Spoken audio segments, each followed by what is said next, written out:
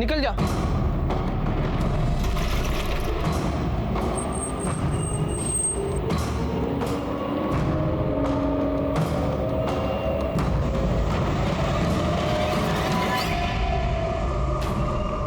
एक जरा सी चूक और ये बच्चे ऐसी घिनौनी दुनिया में पहुंच जाते हैं जिस दुनिया के लिए नर्क एक बहुत छोटा शब्द है। अगवा होने के बाद ये बच्चे ह्यूमन ट्रैफिकिंग की एक ऐसी अंधेरी दुनिया में कदम रखते हैं जहां से वापस आना इनके लिए नामुमकिन हो जाता है।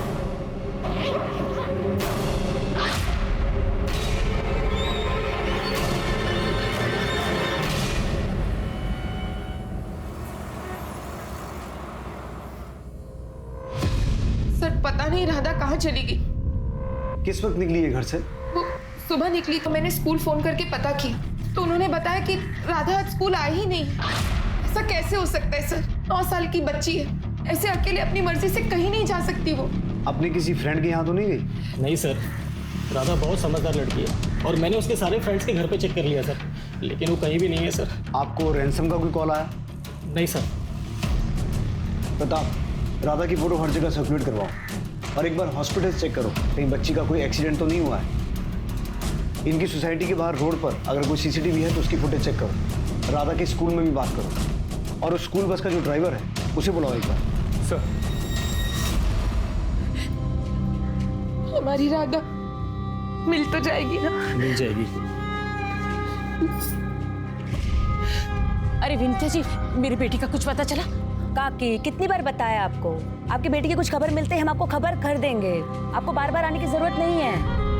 अब आप जाओ।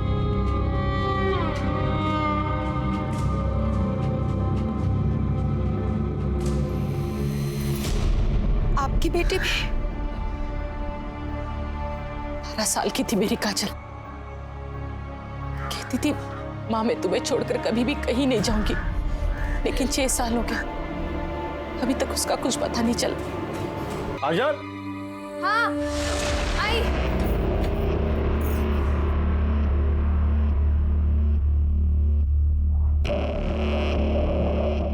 आप गोपाल के काम पे ध्यान क्यों नहीं देते हैं? इसे भी लगा लीजिए अपने साथ। 150। अभी तो पढ़ रहा ही है, पढ़ाई पे ध्यान देने दे इसे। काम के लिए तो आगे पूरी उम्र पड़ी है। तुम भी खा लो। नहीं, वो मैं बाद में खा लूंगी।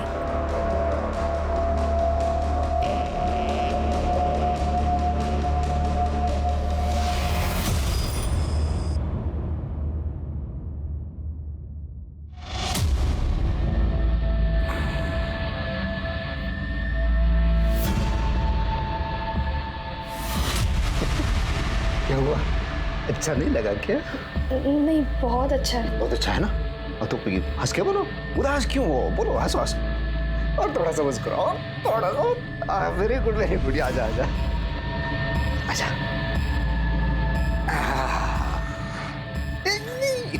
इतनी जल्दी बिस्तर पे नहीं, अभी आया। नहीं नहीं नहीं नहीं।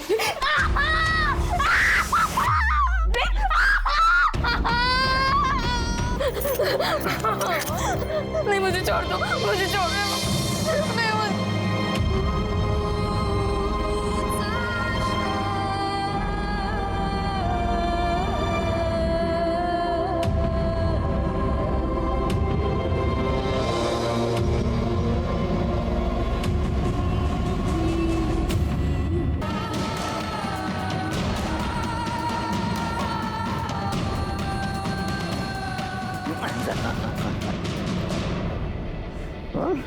इधर देख, इधर देख। मुझसे शादी करेंगे ना तू? देखो रानी की तरह रखूंगा मैं तुम्हें। ये एक ऐसी भयानक दुनिया है जहां चेहरे बदल जाते हैं, लोग बदल जाते हैं, लेकिन अगर कुछ है जो कभी नहीं बदलता तो वो है अगवा हुए इन बच्चों की तकदीर।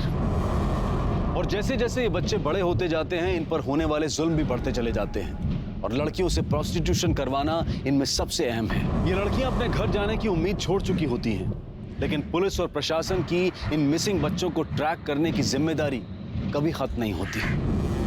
हमें कुछ नहीं पता साहब, हम तो गए थे वहाँ रोज की तरह। राधा बिटिया नहीं आई तो हमें लगा कि वो बीमार हो गए, इसलिए हम वहाँ से चले गए साहब। लेकिन राधा की माँ का तो कहना है कि उसने बस हॉर्न की आवाज सुनी थी और उसके बाद राधा बस की तरफ दौड़ी भी थी।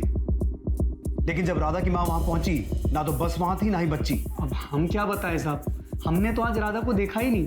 सर कुछ दिखाना है। सर ये देखिए, राधा की स्कूल बस स्टॉप पे खड़ी है। अभी बस स्टॉप से निकली और यहाँ से राधा दौड़ के आई और फिर बस के पीछे भागते हुए गई। और उसके बाद राधा की मदर सुधा यहाँ पहुंची। इसके आगे की फुटेज सर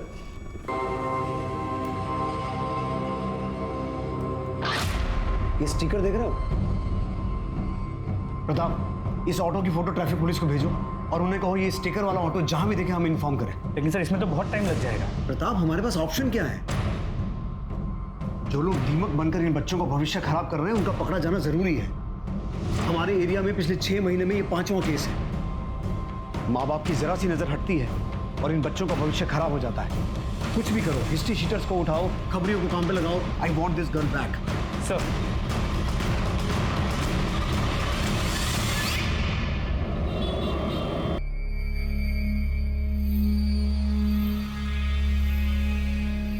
शर्म नहीं आती ना तुझे? इसके बाप के साथ तू सोती है ना, एक ही बिस्तर में पति पत्नी का खेल खेलते हो ना तुम दोनों, तो उस नाते ये कौन लगा तुम्हारा? हाँ? ये तो भूख खत्म ही नहीं हो रही ना। जा वापस धंधे में, जहाँ से आई है तो। आई क्या कर रही? आई छोड़, उसे मत कर। दीदी दीदी सुनो तो। दीदी? किसकी दीदी? तू तो सौत भी नहीं है मेरी, धंधे वाली है तू। तुझे तो इसलिए लाया है क्योंकि उसका दिल नहीं भरता मारा पीटी के बगैर। मैंने भी बहुत जूते खाए हैं। तेरे जैसे सड़क के कचरे को मेरे सिर पे बिठाकर बहुत चोट पहुंचाई है मेरी आत्मा को उसने। सड़क का कीड़ा है तू, कचरा। चल कचरा है, निकल यहाँ से। तू निकल, आई तो निकल अभी। निकल। कितनी बार मैंने तेरे को मना किया है, ये घर में चिप चिप नहीं चाहिए मुझे। समझ में नहीं आता क्या? आपको समझ में आता है? आस पड़ोस के लोग बातें कर रहे हैं। वो जोशी की बीवी पूछ रही थी कि चलता क्या है तुम लोगों के घर में। अरे कौन है इतनी जोशी जी भाई? उसको अगर इतनी चिंता हो रही है ना, जाके पूछ उसे। आएगी क्या मेरे बिस्तर में वो? पूछ। चाहे कुछ भी हो जाए। तू आज जा रूम मध्ये।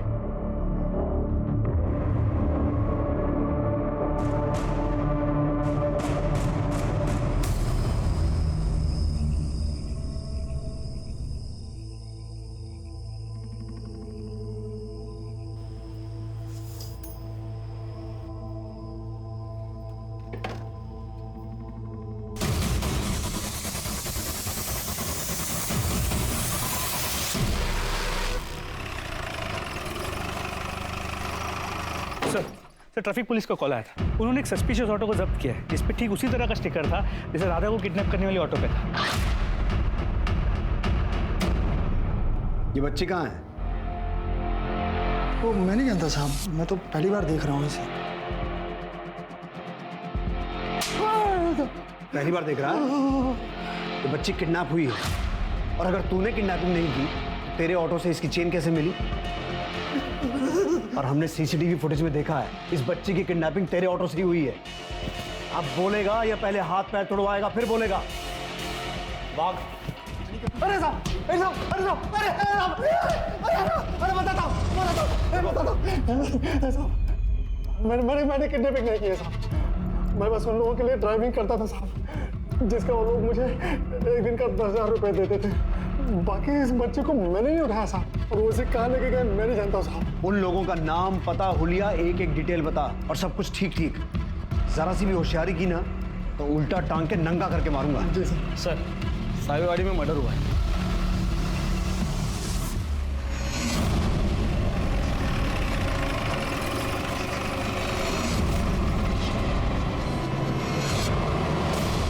हाँ है। प्रताप, इनसे फोटो लो और सभी ज्वेलर्स में सर्कुलेट करवाओ। और ये जो काजल है उसका एड्रेस है आपके पास? कहाँ रहती है वो? पता नहीं। पता नहीं? आपको अपनी मेड का घर या उसके गांव के बारे में कुछ पता नहीं? आपने उससे कोई पेपर्स नहीं लिए? सर मेरी पत्नी को गठिया था, खूब त्रास होता था। और 6 महीना पहले यही काजल काम मांगती हुई हमारे पास आई थी और हमें भी काम वाले की जरूरत थी तो हमने उसे रख लिया। तब से यही घर में थी हमारे साथ वो। प्रताप, आसपास पूछताछ करो, शायद काजल ने किसी के साथ कोई बात की हो और अगर कोई सीसीटीवी है तो उसकी फुटेज निकलवाओ। काजल की कोई फोटो है या वो भी है सर?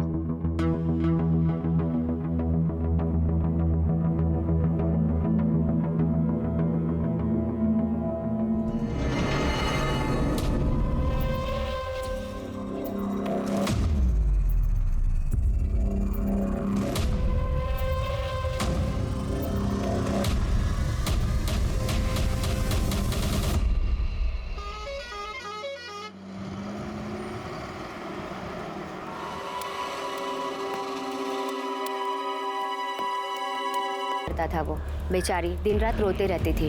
अब आप ही सोचिए, इस उम्र में दूसरी बीवी ले आया वो। दूसरी बीवी? कौन? सर उनके घर में थी ना वो काजल। लेकिन वो तो उनकी मेड थी ना। कोई मेड वेड नहीं थी सर वो। मुझे तो कंचन ने खुद बताया था कि शंकर दूसरी बीवी ले आया है करके। शायद वो ये बात हमसे छुपाना चाहता था कि काजल उसकी दूसरी पत्नी है। इनफैक्ट कंचन ने अपने पड़ोसियों से शिकायत भी की थी कि घर में आए दिन झगड़े होते रहते। सर कंचन शंकर से डरती भी थी। सर कंचन का पोस्टमार्टम रिपोर्ट। पेट में 4 बार स्टैब किया गया है, पूरी फोर्स के साथ। मौत का वक्त रात 12 और 1 के बीच का है। लेकिन शंकर ने इतनी बड़ी बात हमसे छुपाई क्यों कि काजल उसकी दूसरी पत्नी है? शंकर और गोपाल दोनों बोला। सर कोई पत्नी नहीं है सर, बेकार की बातें कर रहे हैं। अच्छा, सब बेकार की बातें कर रहे हैं? तुम्हारे घर से हर रोज रोने चिल्लाने की आवाजें आती थी, मारपीट होती थी, लड़ाई झगड़ा होता था। एक जवान औरत को तुमने अपने घर में रखा हुआ था। सर मेड थी वो, घर के सब काम करती थी। तू बोल। सर ये भी तो वही बोलेगा ना, मेड थी तो थी। शंकर अब एक झूठ और बोला ना तो पहले मारूंगा फिर पूछूंगा।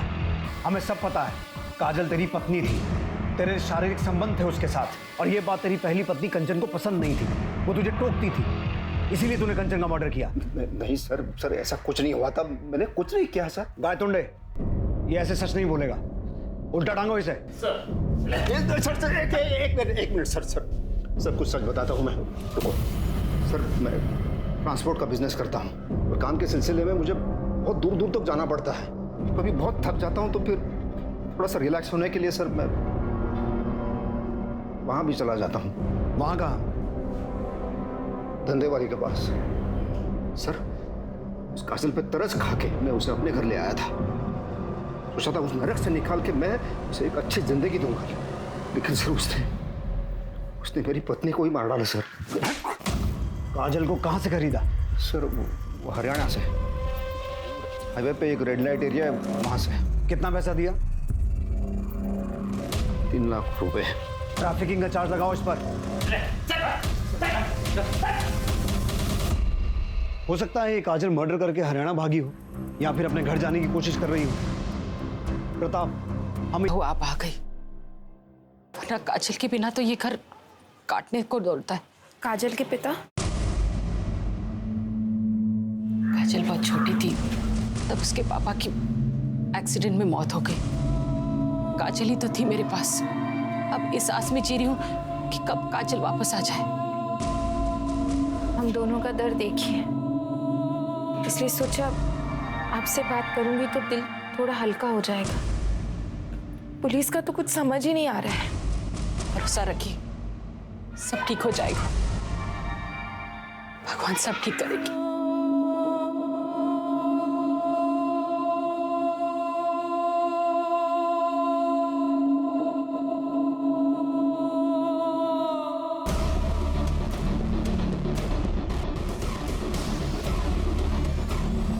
हाँ सर, यही है।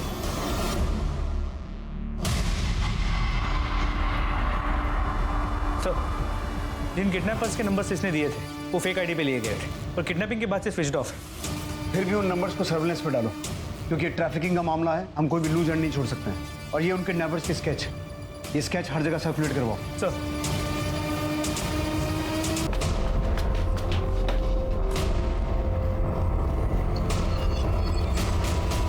इसी एरिया से मैंने उसको खरीदा था। प्रताप पूरी टीम को ऊपर बुलाओ।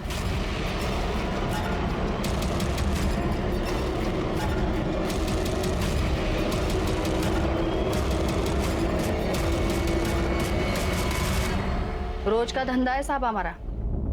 ये जो गरीब लड़कियां है ना, रोजी रोटी के लिए आती है यहाँ। तुम्हारे पास लड़कियां कैसे आती हैं हमें पता है। ये एक लड़की है काजल, ये कहाँ से आई थी? इसका घर कहाँ है? वैसे तो किसी के घर का पता नहीं होता हमारे पास, एजेंट होते हैं हमारे। एक एजेंट है हमारा, देहरादून में रहता है, अशफाक। वो ही लेकर आया था इसे। कब लाया था? कुछ 2 साल हो गए। अशफाक का एड्रेस और नंबर चाहिए मुझे। साहब मैंने कुछ ना किया। अरे मुझे ना बताता हूँ। बोल। वो लड़की मेरे पास गुजरात से आई थी साहब। गुजरात में कहाँ से? वलसाड। अरे मैंने काजल नाम की एक लड़की को किडनैप किया था मुंबई से। मुंबई में कहाँ से? थाने में, आनंद नगर से। 6 साल पहले मुंबई में आनंद नगर से? उस बच्ची की फोटो है? दिखा। और काजल पिछले 6 महीने से मानपाड़ा में शंकर के घर पे थी, तो उसने अपनी माँ से मिलने की कोशिश क्यों नहीं की? तो चांसेस है कि वो अपना घर भूल गई। हो तो सकता है प्रताप, पर मुझे इस बात पे डाउट है, क्योंकि जब काजल किडनैप हुई थी वो 12 साल की थी, और 12 साल का बच्चा इतना छोटा नहीं होता कि वो भूल जाए।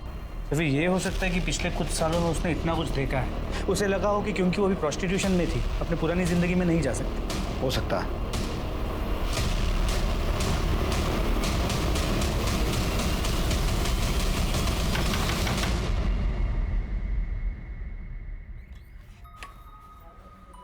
साहब आप लोग? हमें आपकी बेटी की कुछ खबर मिली। कहाँ है वो ठीक है ना? देखिए, हमें ये तो नहीं पता कि आपकी बेटी है कहाँ, लेकिन उस पे खून का आरोप लगा है। जो कहानी मुंबई से शुरू हुई थी, वो कहानी गुजरात, हरियाणा और देहरादून होते हुए फिर से मुंबई आ गई। पुलिस को पता चल गया था कि ये काजल वही काजल है जिसे आज से 6 साल पहले मुंबई से अगवा किया गया था। काजल की मां कुसुम की उम्मीद पूरी हुई, उसकी बेटी काजल जिंदा थी, लेकिन सुधा और विनोद का के लिए नहीं, बल्कि कंचन के खून के लिए भी ढूंढ रही थी। गुड मॉर्निंग भाई। गुड मॉर्निंग भाई, मैं मीटिंग के लिए लेट हो रहा हूँ, मैं जा रहा हूँ। बाय भाभी। बाय। सुनो, मैं 3-4 घंटे के लिए माँ से मिलके वापस आ जाऊंगी, ठीक ना? और तुम्हारी माँ को मेरा नमस्ते कहना। मेरी माँ तुम्हारी माँ नहीं है। चलो बाय। हाँ।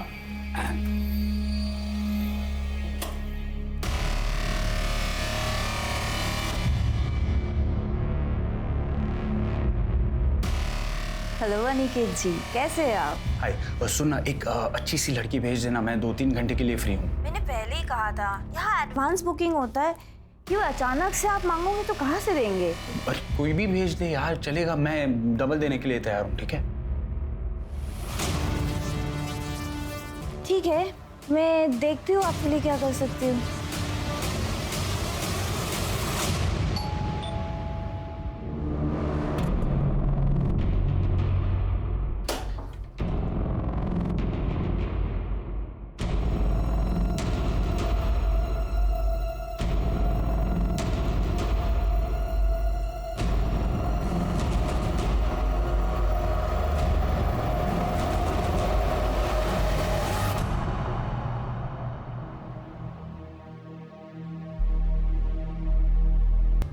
सर, अनिकेत की पोस्टमार्टम रिपोर्ट। अनिकेत के बॉडी पे एक ही स्टैब है, लेकिन वो सीधे पेट में है। इंटरनल ऑर्गन्स डैमेज होने की वजह से और ज्यादा ब्लड लॉस की वजह से उसकी मौत हुई है। सर, दोपहर 12 से 2 के बीच में उसका खून हुआ था। सर, उसकी बिल्डिंग का सीसीटीवी फुटेज सर ये देखिए।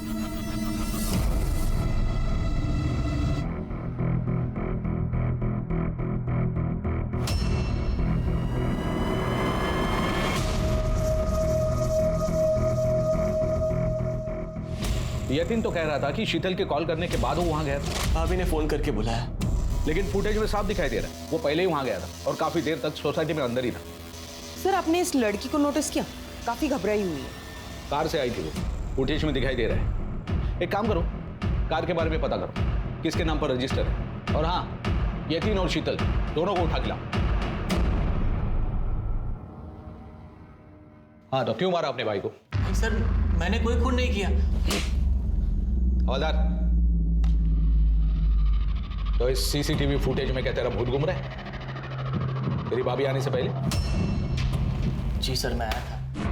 मैंने दरवाज़ा खोलने की बहुत कोशिश की पर दरवाज़ा अंदर से बंद था।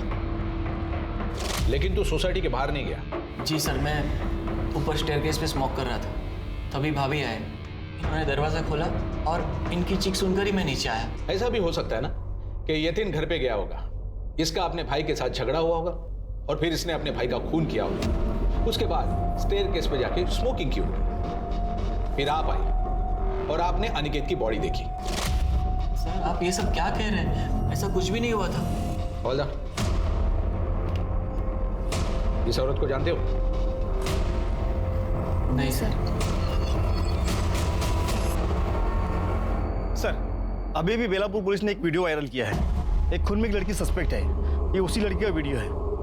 सर, ये लड़की काजल जैसी लग रही है। ये काजल ही है। प्रताप, बेलापुर पुलिस को ये केस हमारे यहाँ ट्रांसफर करने के लिए रिक्वेस्ट भेजो। ओ सर, 2 घंटे तक इनकी मोबाइल की लोकेशन सेम है और उसके बाद दोनों की मोबाइल की लोकेशन एक साथ अनिकेत के घर की तरफ मूव करती है। 2 घंटे तक दोनों साथ में थे और झूठ पे झूठ बोले जा रहे हैं। उठा के लाओ दोनों को। सर, आपने तो कहा था कि जिस दिन अनिकेत का मर्डर हुआ था आप उस दिन अपनी माँ से मिलने गई हुई थी और आपकी माँ अंधेरी ईस्ट में रहती है। जी सर। लेकिन आपकी मोबाइल लोकेशन तो बता रही है कि आप बेलापुर से बाहर गई नहीं। ये आप क्या कह रहे हैं? सच कह रहा। और यही नहीं, हमें यह भी पता है कि आप कहां थी और किसके साथ थी। कब से अफेयर चल रहा तुम दोनों का? पिछले 1 साल से सर। अनिकेत बहुत ही अय्याश किस्म का आदमी था सर। उसे रोज नई नई लड़कियां चाहिए होती थी। कॉल गर्ल्स बुलाता था सर घर पे। हमारे बीच ज्यादा कुछ नहीं था, हम सिर्फ नाम के ही हस्बैंड वाइफ थे। इसी बीच सर मैं यतीन के क्लोज आ गई और तुम्हें लगा कि अनिकेत के रहते तुम दोनों खुल के मिल नहीं पाओगे, इसलिए दोनों ने मिलकर अनिकेत का मर्डर कर दिया। नहीं नहीं सर, हमने ऐसा कुछ नहीं किया। उस दिन शीतल मुझसे मिलने होटल आई थी, हमने थोड़ा सा साथ में टाइम स्पेंड किया। फिर मैंने ही शीतल से कहा कि पहले मैं घर जाता हूँ, तुम आधे घंटे बाद आना ताकि भाई को शक ना हो।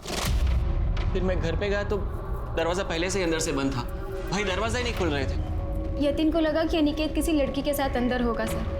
हेलो? हाँ शीतल, आई एम श्योर अनिकेत अंदर किसी के साथ है। इस बार तुम उसे रंगे हाथ पकड़ सकती हो और तुम उसे आसानी से छोड़ पाओगी। ठीक है, मैं अभी आ रही हूँ, अभी आ रही हूँ मैं। लेकिन सर जब मैं आई तो डोर बाहर से बंद था। नहीं शीतल, दरअसल यतीन ने काजल को घर से निकलते हुए देख लिया था। उसने ये बात तुम्हें बताई, तुम्हें गुस्सा आया, तुम गुस्से में घर आई और तुम दोनों ने मिलकर अनिकेत का मर्डर किया। यही हुआ था ना? नहीं सर, ऐसा कुछ नहीं हुआ सर। प्रताप, इन दोनों से अपने तरीके से पूछताछ करो। सर हम सच कह रहे हैं सर, हमने कुछ नहीं किया सर। सर उस कार का पता चल गया जिसमें काजल अनिकेत के पास गई थी। सर वो कार किसी दिशा नाम की औरत के नाम पे रजिस्टर है जो लड़कियां सप्लाई करती है। काजल कहाँ है? पता नहीं सर, उसकी काफी दिनों से कोई खबर नहीं है। तुम कैसे जानती हो काजल को? उससे भी प्रोस्टिट्यूशन करवाती थी? नहीं साहब, वो तो कुछ दिन पहले मेरे घर पे सिर्फ मेड का काम करने आई थी। तो फिर तुम काजल के साथ अनिकेत की सोसाइटी में क्या कर रही थी? लड़कियां सप्लाई करती थी उसे? काजल को भी सप्लाई किया था? नहीं सर। विनीता, सर बताती हूँ, मैं ही लेके गई थी उसे वहाँ। काजल का नंबर है तुम्हारे पास? हाँ, मैंने उसे एक फोन दी थी, कही थी काम हो जाए तो मुझे कॉल करे, पर वो फोन ही नहीं उठा रही है। प्रताप, इससे काजल का नंबर लो और फोन ट्रैक करो।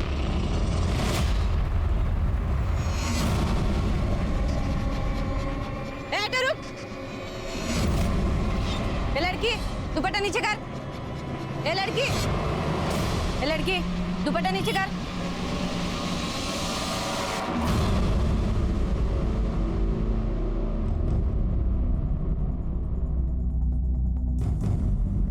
काजल, ये सब क्यों किया तुमने? मैं जानता हूं बचपन से ही तुम्हारे साथ क्या क्या हुआ है और मुझे उस बात का अफसोस भी है, लेकिन तुमने भी जो किया वो सही नहीं था। तुम तो खुद एक औरत हो ना, बावजूद इसके तुमने एक दूसरी औरत को नहीं मारा। तो फिर किसने मारा?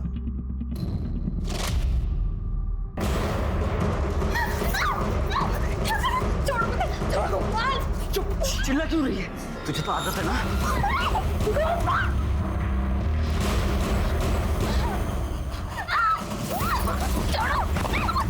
ऐसे कैसे छोड़ दूं? इस टाइम के लिए छोड़ इसे, छोड़ो उसे, कुमार, छोड़ो।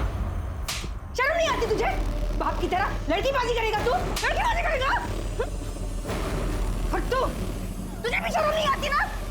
सिर्फ 12 साल की जब मुझे मेरे घर से उठाकर बेच दिया था, तब से लगा मेरे पास जीने के लिए कोई वजह नहीं है।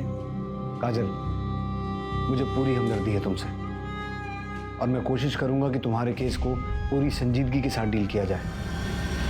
पुलिस ने गोपाल को हिरासत में लिया और तलाशी में उसके पास से वो जेवर भी बरामद हुए जिसकी चोरी का आरोप गोपाल ने काजल पर लगाया था।